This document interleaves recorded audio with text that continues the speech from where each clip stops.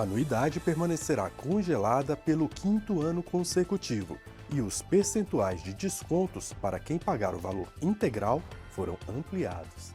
Parceria entre o Conselho Federal de Farmácia e o Ministério Público do Trabalho prevê fiscalização de estágios curriculares em farmácia. Aprovada a criação de um grupo de trabalho para avaliar possível destinação de medicamentos próximos ao vencimento para farmácias solidárias. Será avaliada a possibilidade de os congressos científicos do CFF serem realizados de forma presencial e online e com inscrições gratuitas. Nova resolução prevê a criação de um banco de dados de farmacêuticos que queiram ofertar serviços técnicos e científicos aos conselhos de farmácia. Esses e outros destaques da última reunião plenária do Conselho Federal de Farmácia, realizada nos dias 22, 23 e 24 de fevereiro, você confere agora.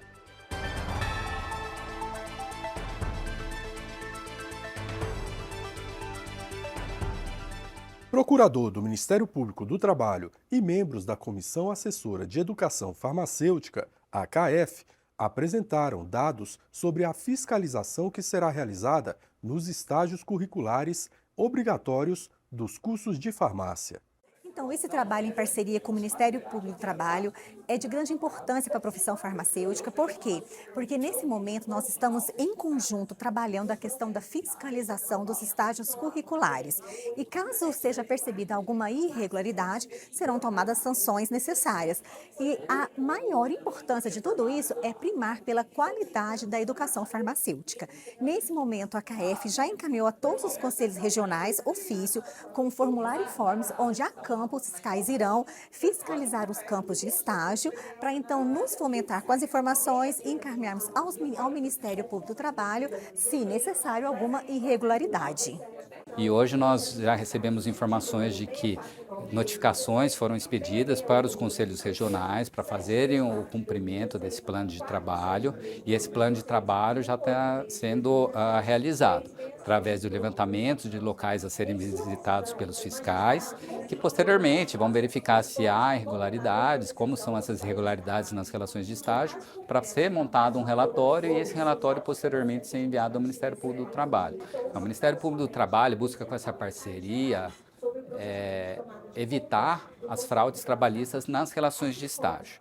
Então, a gente vai, com a capilaridade dos conselhos regionais, o seu setor de fiscalização, verificar essas irregularidades em loco e, com a formação dos relatórios, dos auditores, dos fiscais, formarmos as denúncias que serão encaminhadas para os procuradores nos estados respectivos. Então, o nosso papel é formar um inquérito e, em caso de constatação de irregularidade, propormos acordos, que são os termos de ajustamento de conduta, ou propormos ações civis públicas em face a esses agentes que estão atuando de forma irregular.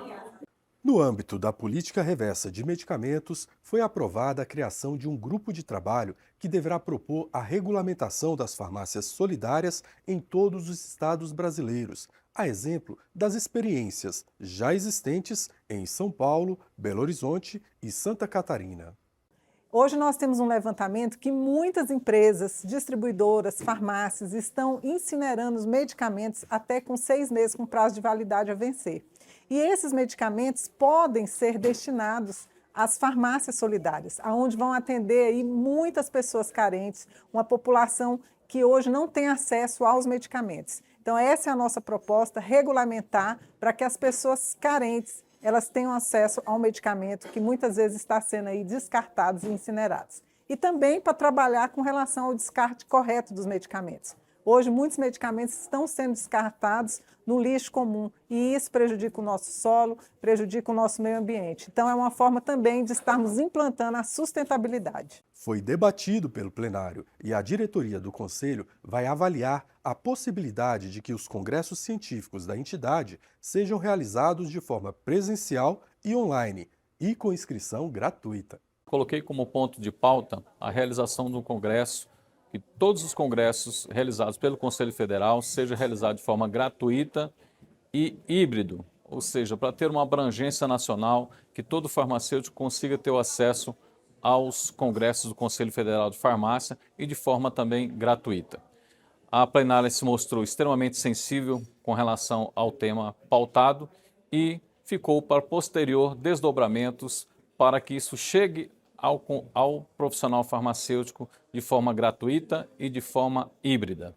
Foi aprovada a resolução que dará oportunidades a farmacêuticos de todo o país prestarem serviços especializados aos conselhos. Em breve, será publicado um edital com as normas para a criação de um banco de dados nacional com informações técnicas e científicas de profissionais que queiram disponibilizar seus talentos para atender a eventuais demandas do Conselho Federal e dos regionais de farmácia.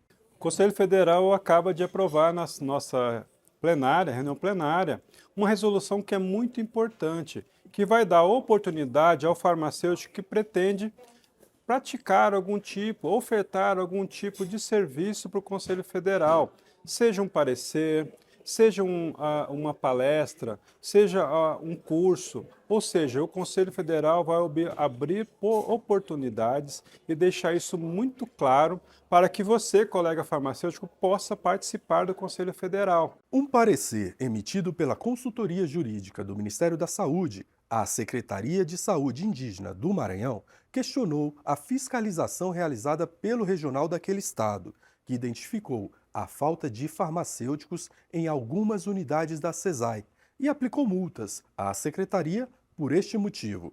Essa problemática foi debatida pelo plenário.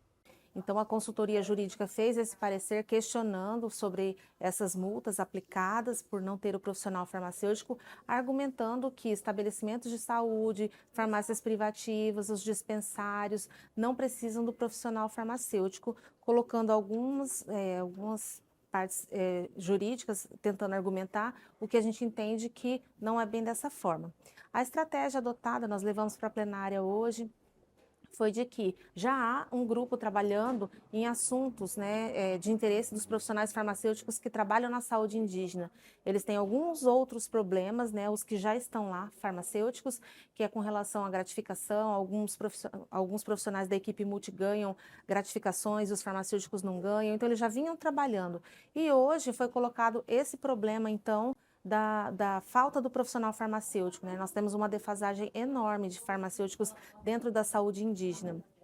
E a estratégia, nosso presidente solicitou para que fosse agendado o quanto antes uma reunião com eles. Já houve um primeiro encontro, uma tratativa, mas que isso vai ser levado com mais afinco, com mais dado mais importância para esse problema, que é um problema grande, para a saúde da população indígena e também para os profissionais farmacêuticos que lá atuam.